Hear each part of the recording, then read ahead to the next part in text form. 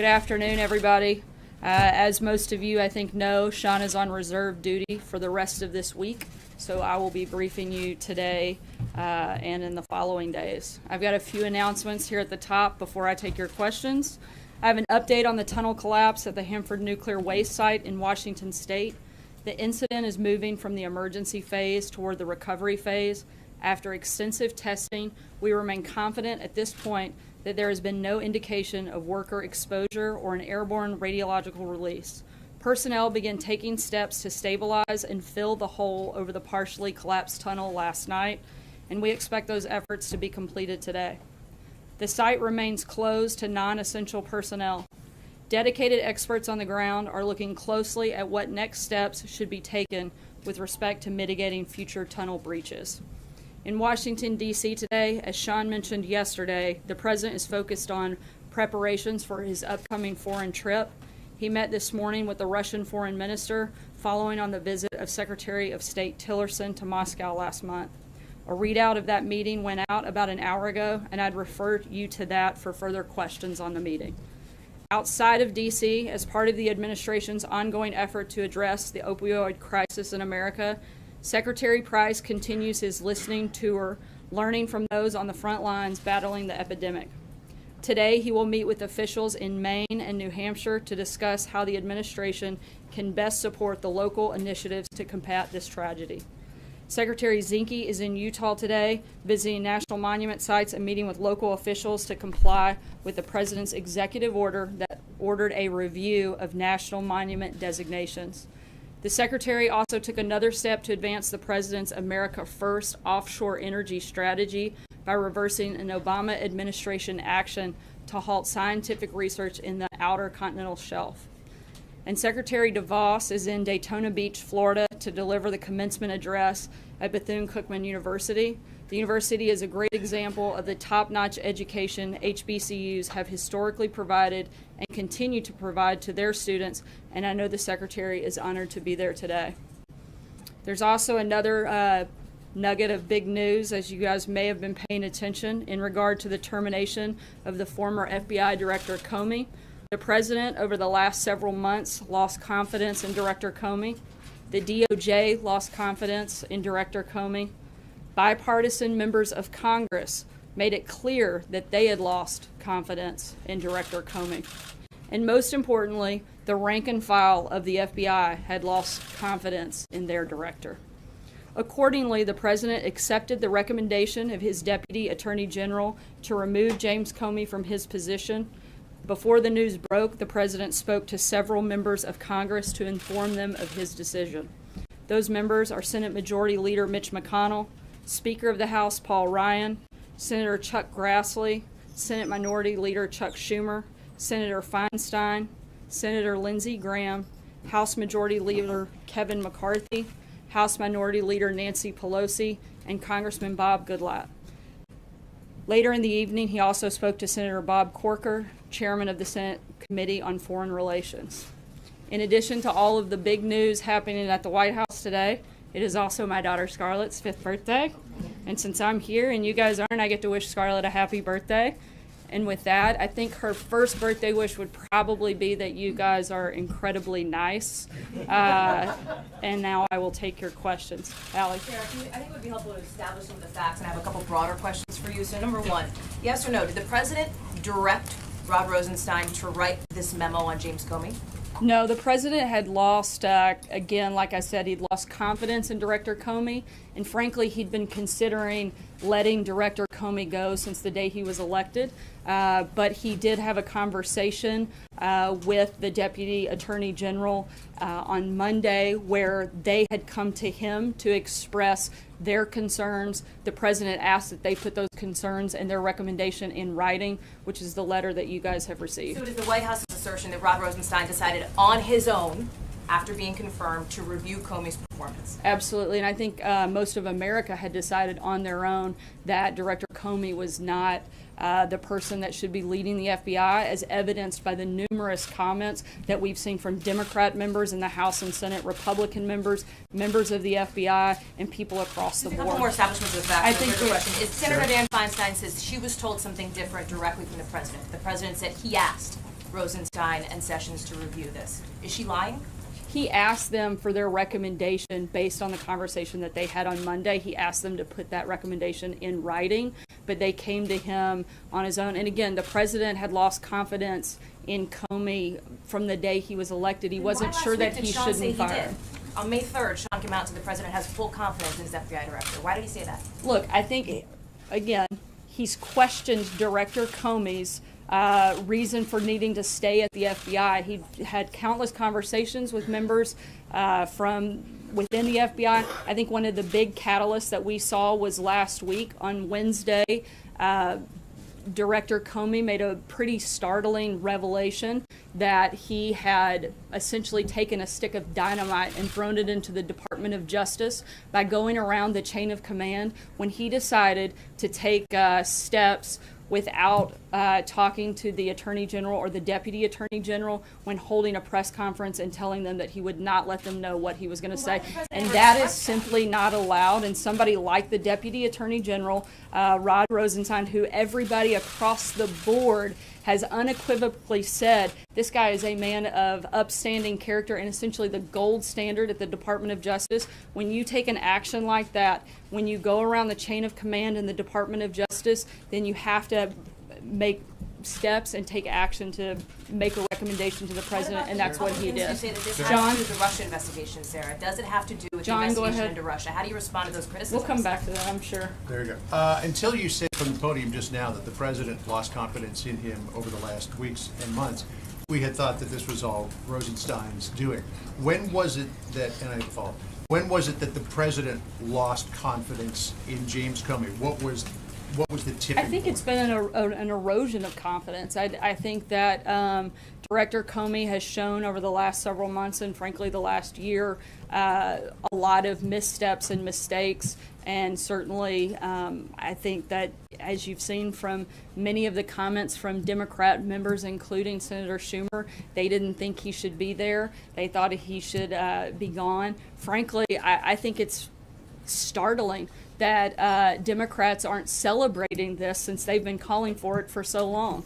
Well, hang on. I'll follow up. Yeah, don't forget. And I have another one I need to ask you too. But just I think this two-question limit around here. Follow on that. You said that he made a lot of missteps and mistakes. Back at the end of October, this president was applauding the FBI director when he reopened the investigation into Hillary Clinton's email. So he seemed quite happy with him at that point. What changed? Well, I think the president's position. One, he was a candidate for president, not the president. Those are two very different things. Once you take over leading the Department of Justice, that's very different than being a candidate in a campaign.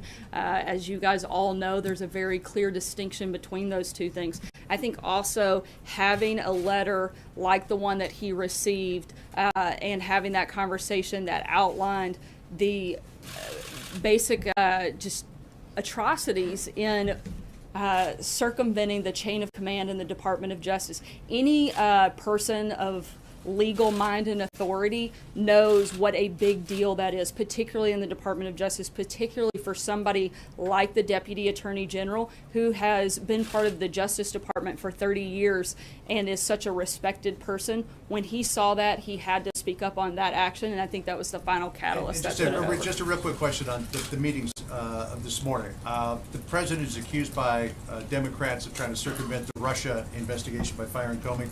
He meets with the Russian foreign minister and the Russian ambassador to the United States. He's accused of being Nixonian. He meets with Richard Nixon's Secretary of State. The timing of all of this, is it just ironic, or is this the president poking a finger in his critic's eye? Look, these were meetings that have been on the books for a while. They didn't just happen this morning.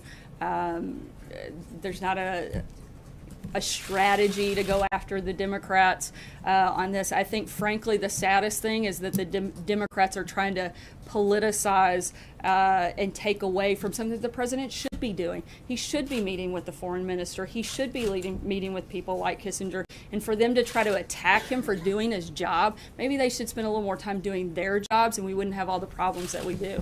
Jonathan. Sir, isn't it true that the president had already decided to fire James Comey, and he asked the Justice Department to put together the rationale for that firing? No. When did he make the decision?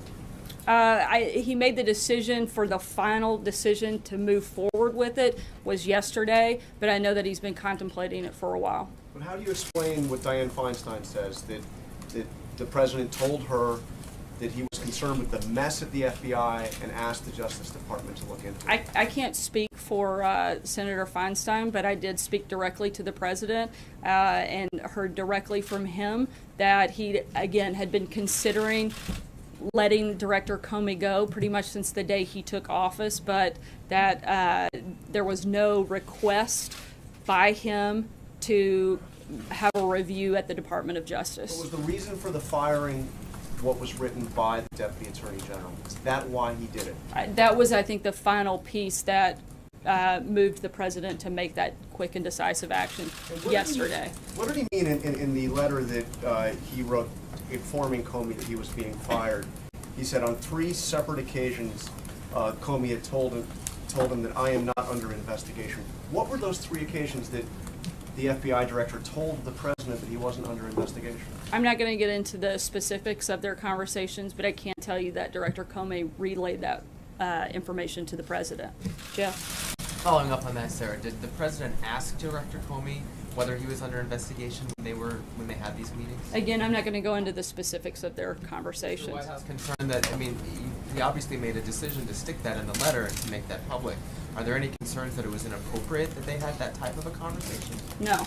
Charlie? How important was the FBI director's failure to stop the leaks coming out of the FBI to the president? How important was that?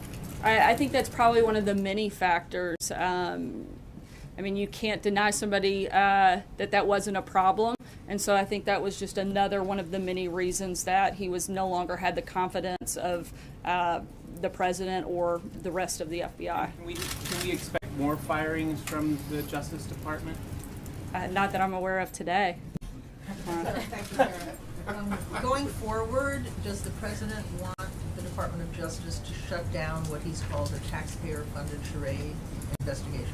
He wants them to continue with whatever they see appropriate and see fit, just the same as he's encouraged the House and Senate committees to continue any ongoing investigations. Look, the bottom line is any investigation that was happening on Monday is still happening today. That hasn't changed, and in fact, we encourage them to complete this investigation so we can put it behind us and we can continue to see exactly what we've been saying for nearly a year. There's no evidence of collusion between the Trump campaign and Russia, and we'd love for that to be completed so that we can all move on and focus on the things that, frankly, I think most of Americans are concerned with. Even if they keep on wasting taxpayer money, he wants it to continue? Look, nobody wants to waste taxpayer money. I think the president has made a priority of this. That's another reason we'd love for it to come to completion. But at the same time, I know that you all will not let this go until it does, and so we'd love for that to be completed. Let's put it behind us, let's move on, and let's focus on what we need to do to turn our country around. Sarah, 2 questions. One, was the White House aware at the time of this decision and announcement that grand jury subpoenas in the case of Michael Flynn had just gone out? No, nor should we have been. Do you know anything about that process? No, I don't. I'd have to refer you to. And does the White House believe that if these FBI investigations are going to proceed in these allegations of Russian interference, do you support continued funding and support who to lead that investigation? Who is going to be running that right now? Are you confident that that would be McCabe, or does it have to be somebody else? Right now, I believe that would fall to the Deputy Attorney General, Rod Rosenstein, and we are incredibly confident in his abilities, as I believe you can tell by the rest of the Senate, including many Democrats, are as well, given the fact that he was confirmed 94-6 and had overwhelming praise from both sides of the aisle. I think there's complete confidence in him. And another reason, frankly, for Director Comey to be out of the way so that they can have somebody leading this effort that everybody across the board has respect and confidence in. Nobody wants this to be finished and completed more than us, so that we can focus on what we need to do here. Sarah, the president said, or excuse me, Sean Spicer said just a week ago today, the president has confidence in the director. So again, I'm sorry if I'm not understanding this, but what has happened in the last 7 days to shake the confidence? Was Sean lying at that point, or did something happen in the last 7 days? Of course, she'd love to add that in, but certainly not. I think one of the big things that took place was the process in the hearing on Wednesday, where again, not to sound like a broken record, but since you guys keep asking the same questions, I guess it's only fair that I keep giving the same answers. But you have somebody, the director of the FBI, who reports to the Deputy Attorney General, going around the chain of command. That's simply not okay. That's not something that is allowed in the justice system, nor should it be. That's a huge problem. That, along with the corrections that had to take place over the last, I believe, 48 hours, those are all big problems. And another, I think, kind of final piece that pushed the president to make the decision that he So did. does he regret not doing it earlier, like on January 20th or January 21st? No, I believe the president wanted to give Director Comey a chance, but he feels that he made the right decision, certainly. Why did he do it as he did, if I could ask? Why did he have one of his longtime security advisors hand deliver a letter to the FBI when the FBI director was in fact in Los Angeles? Didn't he deserve a phone call or a face-to-face conversation? Why did he decide to do it like He that? followed the proper protocol in that process, which is a handwritten notification. And at the same time, no matter how you fire someone, it's never an easy process. And he felt like following protocol was the best thing to do. Does he plan to speak to him? I'm not aware of that conversation. Was the president aware that James Comey asked for more resources in the Russia investigation, and did that factor into his decision to get rid of Mr. Comey as director? Not that I'm aware of, and I think that would be a better question for the Department of Justice. Can I ask a follow-up? On the campaign trail, President Trump frequently said, lock her up, and he criticized the Department of Justice for not being harsh enough on Hillary Clinton. He actually praised Director Comey in October for having the guts to reopen the investigation. Why was he moved by a letter that said that Director Comey was, if anything, too harsh on Hillary Clinton? Why did that move the president to fire him? Again, I think you're looking at two very different positions. The president was wearing a different hat at that time. He was a candidate, not the president. Those circumstances certainly change when you become the president. And again, when you go around the chain of command in the Department of Justice, when you, like I said before, throw a stick of dynamite into the Department of Justice, that's a big problem and one that cannot be ignored. We already knew that, didn't we, Sarah? I mean, we already knew what Mr. Comey had done. I think that this was, my understanding is Wednesday was the first time the director had openly and publicly made that statement and made that clear. Sarah, the statements today on the President's meeting with Prime Minister Lavrov did not include anything on the reported incidents of violence in Chechnya against people in the LGBT community. Is the reason why that was included in the readout because the President is not informed on the issue? I'm sorry, could you speak up a little bit? Sure. Is the reason why that wasn't included in the readout is because the President is informed about the reports of anti-gay violence in Chechnya? Look, I mean, a lot of times there are parts of the conversation that aren't specifically included in a readout, but I'm not aware. I haven't had that conversation, so I don't know. I wasn't part of that meeting, so I can't speak to every detail, and I'd have to refer you to the readout on the specifics of what I know was discussed. Has the President briefed on this issue generally? Has the President been briefed on this issue generally? That's something I'll have to get back to you on. I'm not 100% sure.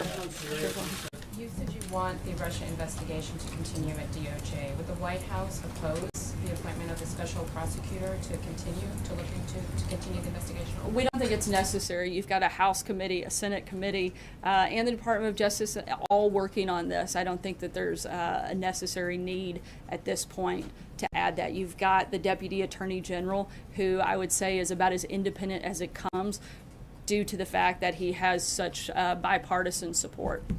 What gives you such confidence that rank and file within the Bureau lost faith in the FBI director? There's a special agent who's inside who wrote us who said, the vast majority of the Bureau is in favor of Director Comey. This is a total shock. This is not supposed to happen. The real losers here are 20,000 frontline people in the organization because they lost the only guy working here in the past 15 years who actually cared about them. So what's your response to these rank-and-file FBI agents who disagree with your contention that they lost faith in Director Comey? Look, we've heard from countless members of the FBI that say very different things.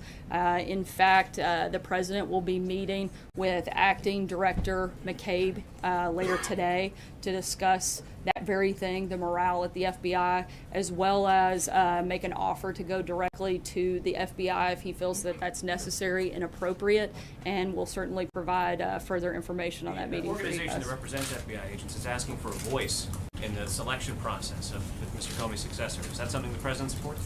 I haven't had that conversation, but I know at this point it's being run through the Department of Justice, and so I would refer you to them on what that process looks like at this point in time. Kelly. Thanks, Sarah. Who did the president consult before making the final decision to fire James Comey? The president spoke with a number of individuals, but at the end of the day, it was the president's decision. And in between Monday night and Tuesday, when he decided to fire the FBI director, did he speak again with the deputy attorney general or the attorney general? I know that they spoke on Monday, and I believe the next follow-up was actually in writing. They may have spoken as well, but I'd have to double-check to be clear. Is it accurate to pull away from the information that we have that Monday night the president made the final call, said, I want this in writing as a recommendation, and then took that recommendation as the evidence that he wanted to provide to fire James Comey? My understanding is the decision was actually made on Tuesday, but the first conversation that he had was on Monday when there was an oral recommendation made and the president requested that he see that in writing to review it further. Blake? Sarah, thank you. You say you want to move on and focus on the things Americans care about, so let me ask you about that. You're somewhat halfway home on health care. You still have tax reform to do, a spending bill, debt ceiling, and infrastructure. That's just pretty big list. Pretty big list, right? But what happened yesterday, you could argue, just widened the divide and made D.C. politics more toxic. So how do you go about accomplishing all of those things with now the heightened political environment that we're in? Frankly, I'm surprised that it did create a divide, since you've had so many Republicans and Democrats repeatedly calling for Director Comey to be gone. Frankly, I don't think it matters what this president says. You're going to have Democrats come out and fight him every single step of the way. I think that's one of the things that's wrong with Washington, and I think that's one of the reasons that we've got to get back to focusing on those issues and, frankly, draining the swamp a little bit further. Was he surprised by the Democratic backlash?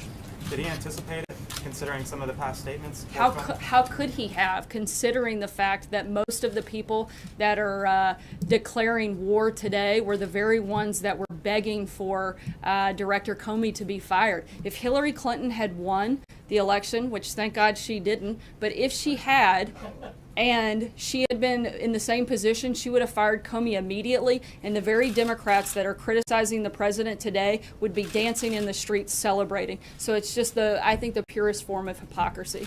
Jennifer? Thanks, Sarah. Two questions. One, there's a report in Israel that indicates the president has made a decision not to move the U.S. Embassy from Tel Aviv to Jerusalem. Can you confirm that? Has he made a decision on that? The president has not made a decision yet and still reviewing that. John Gizzi? One more follow-up. Oh, sorry. Also, President Erdogan, in a speech, I think this morning, warned the president against moving the embassy to Jerusalem. Does that warning and warnings from other Arab leaders play into his decision as he's considering this move? I'm not going to get into the decision-making process here. All I can tell you is that he's still reviewing it, and as soon as we have a decision, I know we'll be happy to report back to you guys. John? Yeah, thank you, Sarah. Two questions, both related to the selection of a successor to Director Comey. When President Carter chose an FBI director, he had a blue ribbon panel advising him. Presidents Clinton, Obama interviewed several candidates. Is the president going to follow this pattern, or does he have some individual in mind at this point? Right now, I know that there are several individuals being considered, and the first step will be determining the interim director, and that is being handled through the Department of Justice, and so I would refer you to them for right now. And the other question I was going to ask was... Oh yeah, I forgot, you've got two. I've got two, and I'm pretty nice, Charlotte, aren't I? Scarlet, but that's okay. That's okay. Doesn't get a question anymore. He's not. Yeah, it's a southern thing, maybe. Her daughter, who's Charlotte? Her daughter. Who's had a birthday. But Just want to make sure we got that in again. Happy birthday, Scarlett. Scarlett. Gone with the Wind. Come on, John. No, I was going to say it is a fact that the Association of Former FBI Agents and Veterans of the Bureau generally prefer people who have been agents themselves or have a background in the FBI. Only 2 former agents have been director in the last 4 decades. Will the president consider current or former agents for the position? I would say that he's not ruling anything out at this point, but again, as of today, the Department of Justice is handling the first step in this process. Nora? Should the Attorney General, who has recused himself from the Russia investigation, have any role in the selection of a successor? And given the fact that in his 100-day interviews, the president himself said he had confidence in Director Comey, at this podium, the American people were told he had confidence in Director Comey. Can people take at face value what the president says about personnel issues like this or his views on things if just 2 weeks later he's out? Absolutely, you can take full confidence in the words of the president. In terms of whether or not Attorney General Sessions should have a role, look, the FBI is doing a whole lot more than the Russia investigation. I know everybody in this room and probably most of the media around the world would like to think that's the FBI's sole responsibility, but that's probably one of the smallest things that they've got going on their plate in the 20,000 employees that work there, and so he should absolutely have a role in seeing who runs that agency and that department. Zeke? Hi, Sarah. Does the president have confidence in the acting director? Yes, he does. Okay. And secondly, you mentioned earlier that you're encouraging the FBI to move on from the Russia investigation. Is it appropriate for the White House to be directing the FBI what to do with any investigation they're currently investigating? I don't think that that was the nature or the intent of my comment. Wasn't to direct the FBI, but I think it's simply we're fully compliant with helping this process move along. We'd like to see it completed so that, frankly, all of us can move on and focus on things that Blake listed earlier, like tax reform, like health care, like infrastructure. Those are big programs, big priorities for this administration, and frankly, what we'd like to be the #1 thing that we're talking about here today, every single day, is not FBI investigations, but things that, frankly, affect American voters and American taxpayers every single day. Sarah.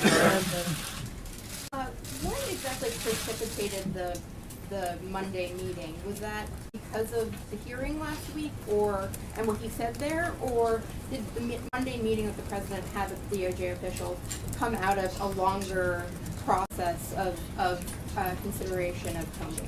The Department of Justice officials were here for other business, not specifically to meet with the president on that. The topic came up, and they asked to speak with the president, and that's how it moved forward. Previously talked to Attorney General Sessions or Deputy Attorney Rosenstein about the possibility of going this way with Comey? Not that I'm aware of, no. Sarah? I'm sorry? Did it come up in the discussion process before the confirmation? When the president was considering nominating Rosenstein, did he talk about Comey with Rosenstein then? No, not that I'm aware of. Mike. The president's statement that he talked to Comey about whether or not he was being investigated raises several questions. Can you talk about why you're not willing to add any more to that, about who asked for that and why that was discussed? Who asked for what? I'm sorry. About whether or not the president seems to be trying to exonerate himself in this. I mean, can you talk about why he won't add any more to what that conversation was, how that took place, when it took place? I think that was three occasions. You said you'd clarify those 3 occasions and who initiated. Yeah, again, I'm not going to get into the specific details. I'll check and see if we have follow-up on that, but at this point, I'm not going to comment any further than what was spelled out in the letter. I'm sorry? Why was it in the letter? If you don't want to clarify or comment, why was it put in the letter in the first place? Look, I think it was something that far above my pay grade was decided to be included, and again, I'm not going to get into the specifics of that. Thanks, guys.